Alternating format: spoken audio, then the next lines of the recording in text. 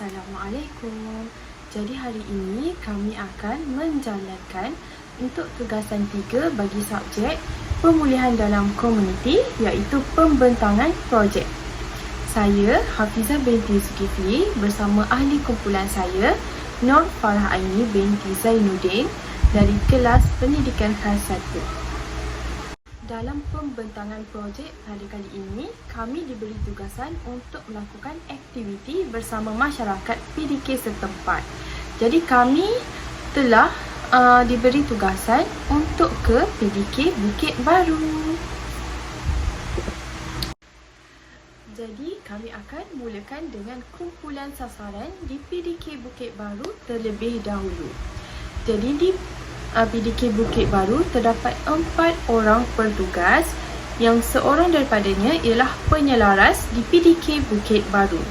Dan 52 orang murid yang terdapat di PDK Bukit Baru, yang kebanyakan murid di sini ialah bermasalah pembelajaran dan autism. Dari kalangan murid di sini ialah berumur daripada 6 tahun sehinggalah 40 tahun. Jadi, kami telah menjalankan aktiviti kemasyarakatan ini selama 3 hari, iaitu pada 22 Mac 2022 sehingga 24 Mac 2022 pada masa 8 pagi hinggalah 12 tengah hari setiap hari, 3 hari selama 3 hari itu. PDK Bukit Baru ini terletak di Kampung Bukit Baru yang tidak jauh daripada IPG kami. Baiklah, seterusnya kita masuk ke kronologi aktiviti di PDK Bukit Baru.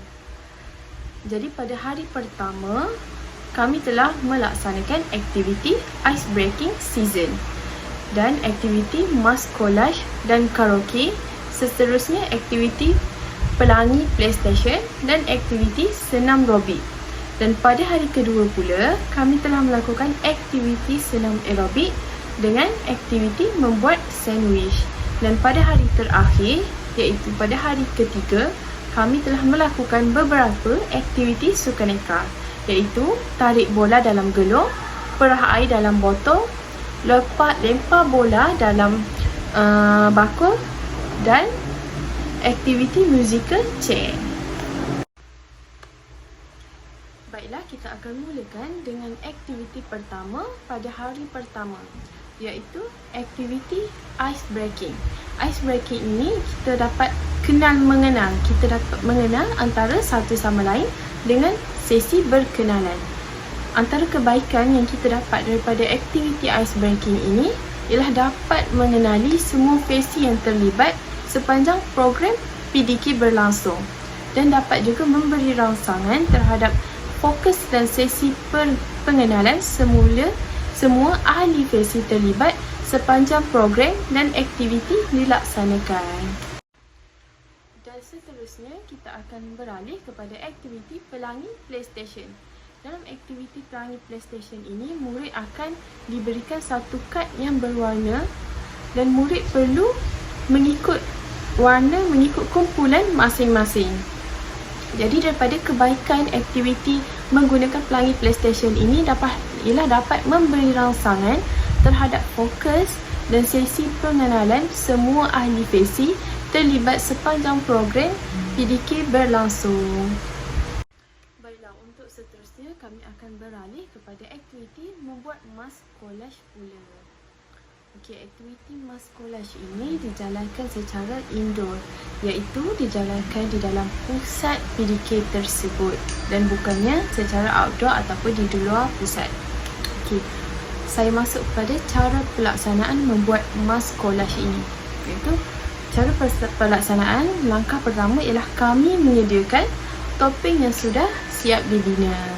Okey, yang kedua, kanak-kanak ini diminta untuk mengoyak kertas warna yang disediakan untuk menjadi cebisan kertas kecil. Dan yang terakhir ataupun yang ketiga, kanak-kanak ini diminta untuk meletakkan gam pada kertas putih dan menampal cebisan kertas yang dikoyak tadi di atas topeng yang telah disediakan.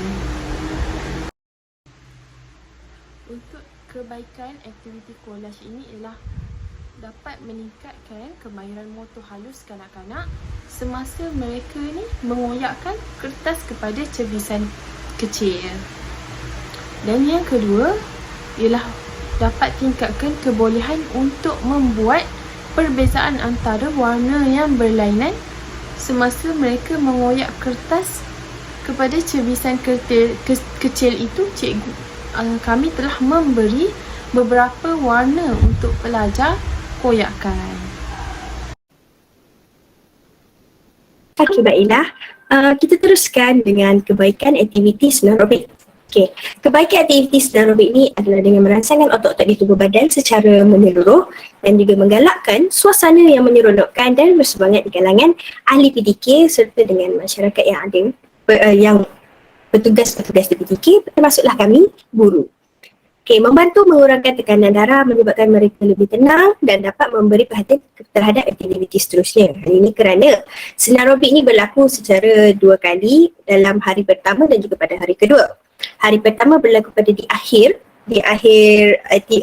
hari pertama tu, aktiviti terakhir, maka ini beri satu penutup yang impact lah kepada ahli-ahli di PDK. Kemudian pada hari yang kedua, kronologinya akan berlaku sebab dia awal pagi. Jadi bila awal pagi dia memberikan satu rangsangan pada diri mereka dan mudah untuk memberikan mereka fokus, perhatian untuk mendengar arahan yang akan diberikan. Kalau kita tengok kepada hari kedua, kita hanya ada 2 aktiviti, iaitu aktiviti senarobik dan juga aktiviti membuat sandwich. Bila kami dah memberikan aktiviti senarobik ni, dia bagusnya ialah kita dah berikan mereka pergerakan. Bila dah ada pergerakan, mereka lebih segar. Bila jadi mereka lebih segar, kemudian ada aktiviti yang akan memberi hasilnya mereka dapat makan. Jadi kita dah mengeluarkan peluh, jadi kita dapat membuat makanan. Lagilah mereka seronok. Okey, dalam membuat aktiviti ni, cara pelaksanaannya ialah mereka diminta untuk membuat kulit telur, hancurkan telur. Dan tapi itu menggunakan garfu. Nampak tak? Dia menggunakan garfu. Okay. Kemudian mereka diminta untuk menggaulkan telur hancur tu dengan mayonis. Okay, gaul sehingga sebati. Kemudian mereka perlu menyapukan telur itu tersebut di atas roti. Sini mengikut kuantiti yang telah diberikan kepada mereka lah. Yang mereka buat, dia hancurkan 1 biji telur tu, situlah. Kalau mereka diberi 2, begitulah. Mengikut kumpulan yang telah diberikan pada awal hari pertama. Okey. Okey, kebaikan yang membuat sandwich ni pula, kita lihat, okey, merangsang koordinasi tangan mata dan juga motor halus. So dia grab pada garfu kan. Kemudian meningkatkan daya tumpuan. Sebab, kawan-kawan, bila berkaitan dengan koordinasi mata tangan, okey, dia katakan merasakan penyelesaian pergerakan mata dan tangan. Okey, di sini kita lihat pada fokus dia, apa dia nak buat, kemudian tindakan, maknanya badan dia nak bergerak untuk membuatkan aktiviti itu. Itu mengikut kisah pada 2019 lah. Okay. Selepas itu mereka dapat makan. Diingatkan semula kat sini sebenarnya berlaku, kan saya cakap tadi ada mengikut kumpulan. Okay. Bila mengikut kumpulan kat sini, setiap meja kat situ akan diberi seorang guru bersama petugas di PDK itu. Jadi dari segi arahan dan juga tindakan, mereka dapat buat lah sebabkan ada bimbingan. Okay, tapi sebabkan mereka ni dapat makanan, jadi bimbingan tu macam memberi arahan dengan sedikit. Okay, kemudian kita lihat pada hari ketiga. Hari ketiga kita fokus pada satu aktiviti, ada satu program iaitu sukaneka. Okay, dalam sukaneka ni ada beberapa aktiviti iaitu tarik bola dalam gelung, perah air dalam botol, lempar sandbag dalam gelung dan keting gelung. Okay, ada 4 aktiviti kat sini, tapi saya akan fokus kepada perah air dalam botol. Okey, kat sini kita lihat kat sini kan, dia membuatkan macam kami melaksanakan aktiviti sukaneka ni mengikut stesen. Okey, ada 4 stesen, jadi ada 4 kumpulan.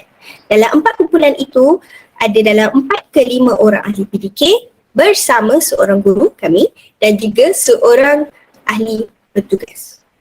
Petugas di PDK itu. Okey. Kat sini secara umumnya oleh mengikut pada DAS Basri RS 2021 pada Jun 10. Okay, kebaikan aktiviti sukaneka ni kalau secara umumnya dia menggalakkan pergerakan anggota badan dan rangsangkan otot. otak ni cara motor kasar dan juga motor halus. Tengok kepada aktiviti. Okay. Kemudian meningkatkan keseronokan dalam intervensi penggalakan motor halus dan motor kasar. Ingat, ada fokus dia dan juga tindakan pergerakan dia. Kemudian meningkatkan perkembangan sosial dan hubungan silaturahim ahli PDK dengan petugas. Termasuklah secara mereka berinteraksi dengan orang baru, iaitu kami, guru-guru yang datang untuk melaksanakan aktiviti di PDK. Jadi kat sini kita lihat mereka dapat kata ada improvement lah dari peningkatan dari segi sosialnya. Kemudian kita lihat kepada cara pelaksanaan perah air dalam botol menggunakan spike. Okey, aktiviti ni mudah saja. Ada spot A, spot B. Okey, ni tujuan A, tujuan B. Di sini dikatakan kami menyediakan beraldi berisi air di garisan A, pemula, dan juga botol 1.5 liter di garisan penamat. Okey, kemudian mereka diminta untuk merendahkan span yang diberi dalam bagi air. Mereka ambil span tersebut yang ada diserap air, akan berlari ke garisan penamat untuk mengisi air dengan memurahkan span tu. Okey, kemudian aktiviti tu akan berulang sehinggalah mereka dapat penuhkan air dalam botol di garisan penamat ni. Siapa yang siap dulu, dialah menang untuk di stesen yang pertama, stesen perah air dalam botol, macam tu. Kalau perah air dalam botol tu stesen pertama mereka, stesen pertama mereka lah. Kalau kemudian kat sini mereka akan, bukanlah mereka sendiri yang buat, mereka dibimbing oleh petugas PDK itu juga. Okay, kebaikannya, menurut pada kit cited 2019, ia merangsangkan motor halus dan juga menguatkan otot tangan dan juga kaki. Sebab kena ingat mereka berlari mereka memerah, berlari dan juga menguji daya fokus terhadap arahan dan juga kuantiti air dalam botol, adakah banyak ataupun sedikit. Sebab kena ingat mereka kena isi sehingga penuh. Kemudian merangsang penyelarasan pergerakan mata dan tangan, maknanya fokus dan tindakan. Ingat, pada mereka nak isikan span dalam botol air tu, mereka tengok air tu masuk ke tidak, selaras ke tidak untuk masuk dalam air, penuh ke tidak. Baiklah, aktiviti seterusnya pada hari ketiga ialah aktiviti tarik bola dalam gelong. Untuk cara pelaksanaannya, kanak-kanak ni dibahagikan kepada dua kumpulan. Dan yang kedua, kanak-kanak yang berada di hadapan kumpulan ni akan memulakan dahulu permainan dengan membawa bola dalam gelong rotan tu dan berpusing mengelilingi kon.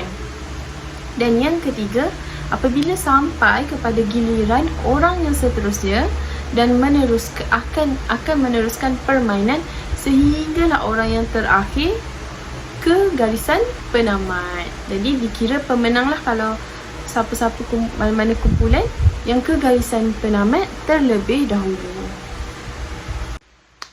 Okay, untuk kebaikan aktiviti tarik bola dalam gelong ini ialah dapat mengasah motor kasar murid dan menguji kecekapan murid untuk menggolek gelong tersebut. Kerana murid tu telah diberi gelong, telah disediakan gelong mengikut kesesuaian ketinggian murid, iaitu tidak terlalu besar dan tidak terlalu kecil. Dan dapat juga kita asah kemahiran motor kasar murid kerana murid ni berlari dan menggolek bola menggunakan gelong itu. Dan yang kedua, dapat menggunakan tangan untuk mengawal kelajuan gelong yang digolek oleh mereka. Jadi menggolek bola menggunakan gelong ini tidak bolehlah terlalu laju, kerana kalau terlalu laju bola itu boleh lari, dan tidak boleh juga terlalu perlahan kerana kita perlu mengejar masa. Dan yang ketiga, kanak-kanak yang menyambut pula dapat melatih diri tentang kesedaran arah dan kecekapan menyambut gelong yang bergolek ke arahnya. Maknanya kanak-kanak yang menyambut bola tu pula perlu bersedia untuk mengambil bola daripada kawan mereka. Okey, untuk aktiviti seterusnya ialah lempar bola dalam bakul. Okey, cara pelaksanaannya, kanak-kanak ni dibahagikan kepada dua kumpulan seperti tadi juga. Dan kanak-kanak yang berada di hadapan di dalam kumpulan tu akan memulakan permainan dengan lempar bola dalam bakul dengan jarak lebih kurang 5 meter. Jadi cikgu telah menyediakan bakul di hadapan pelajar dengan jarak lebih kurang 5 meter daripada pelajar. Dan yang ketiga, apabila sampai kepada giliran orang yang seterusnya akan meneruskan permainan sehingga orang yang terakhir dalam kumpulan tersebut sehinggalah kumpulan yang terbanyak mengumpul bola dalam bakul dikira sebagai pemenang. Okey, untuk kebaikan aktiviti lempar bola dalam bakul ini ialah dapat mengukuhkan koordinasi tangan dan mata anak-anak di samping menggerakkan keseluruhan tubuh badan fizikal. Kerana dalam aktiviti ini pelajar menggunakan hampir keseluruh tubuhnya untuk aktiviti fizikal, di mana pelajar akan menggunakan tangan dan mata untuk fokus dan kaki untuk melompat ke arah bakul tersebut. Dan yang kedua, membantu pertumbuhan tubuh badan menjadi sihat dan meningkatkan daya kecerdasan pelajar. Kerana kanak-kanak di sini telah bersukan dan secara tidak langsung dapat meningkatkan daya kecerdasan kanak-kanak tu. Dan seterusnya dapat meningkatkan fokus kanak-kanak untuk mengenai sasaran. Kerana dalam aktiviti ini, kanak-kanak tu perlu fokus di mana terletaknya bakul untuk dilemparkan bola supaya masuk tepat ke sasarannya. Baiklah, untuk aktiviti yang terakhir ialah aktiviti musical chair. Okey, dalam aktiviti musical chair ini, cara pelaksanaannya, sebilangan kerusi itu disusun dalam bentuk bulatan dengan setiap kerusi itu menghadap ke luar bulatan. Dan yang kedua, kanak-kanak ni berdiri mengelilingi bulatan kerusi yang telah disusun dan kanak-kanak ni bergerak mengikut arah jam apabila muzik ni dimainkan. Dan apabila muzik ni diberhentikan, kanak-kanak ni perlu duduk di atas kerusi tersebut dan kanak-kanak ni tidak dapat duduk. Kanak-kanak yang tidak dapat duduk dikehendaki keluar daripada permainan atau disingkirkan. Dan yang akhir sekali, langkah 3 dan 4 diulangi sehingga tinggal seorang sahaja pemenang. Okey, untuk kebaikan aktiviti musical chair ni ialah dapat meningkatkan kepekaan kanak-kanak tu terhadap muzik dengan meningkatkan kemahiran mendengar muzik dengan baik. Kerana kanak-kanak tu perlu peka bila muzik diberhentikan. Dan seterusnya dapat memahami pergerakan dalam persaingan diteruskan, dan apabila muzik diberhentikan, pergerakan dalam pusingan terhenti. Jadi kanak-kanak ni perlu peka untuk pihak lawan dia ataupun persaingan supaya mereka ni dapat target untuk duduk di kerusi mana. Dan seterusnya dapat meningkatkan kekuatan motor kasar dengan iaitu pergerakan kaki mereka. Seterusnya, kita tengok ada pelaksanaan aktiviti. Okay. Pelaksanaan aktiviti ni sebenarnya berlaku pada dua kawasan. Satu kawasan di dalam dan juga satu lagi kawasan yang di luar. Kawasan yang pada hari pertama, hari kedua dan hari ketiga, mereka melaksanakan bercampur. Jadi ada yang berada di luar, ada yang berada di dalam. Contoh tes aerobik kami laksanakan di luar. Kalau macam membuat sandwich kami laksanakan di dalam. Contohlah. Okay. Untuk kelebihannya, pelaksanaan aktiviti yang kawasan terbuka, ruang hadapan PDK tu ada kawasan terbuka sikit, kemudian jalan raya. Okay. Kerana ikutkan asalnya, perbincangannya tidak mahu buatlah kat luar kalau boleh. Sebab panas dan juga bahaya ada jalan raya. Tapi sebab kami buat pada pagi, tak apa, boleh. Okay, kelebihannya ruang dia luas. Nak pula sekarang kita ada COVID-19. Jadi SOP kita buat melaksanakan aktiviti dengan SOP yang terkawal. Dan juga tidaklah mereka terdapat antara satu sama lain. Pada masa sama, bila mereka keluar, mereka menambahkan lagi vitamin D. Mereka dapat tambahkanlah kat situ. Sebab aktiviti luar hanya boleh dilaksanakan pada waktu pagi sahaja, awal pagi. Kemudian dalam bangunan pula kami laksanakan contoh macam membuatkan sandwich ataupun pelaksanaan permainan yang boleh kita buat kat dalam. Kat situ pula dia satu lagi penggunaan di luar kawasan tu, kami ada skop kawasan yang agak luas lah, maknanya ada kumpulan akan duduk di luar buat laksanakan aktiviti luar, ada yang dalam kawasan dalam macam sukan nikah ada yang di luar, ada yang di dalam. Jadi adalah kat situ. Kalau lihat ini adalah rujukan kami. Ada 3. Okey, itu sahaja daripada kumpulan kami. Sekian, terima kasih.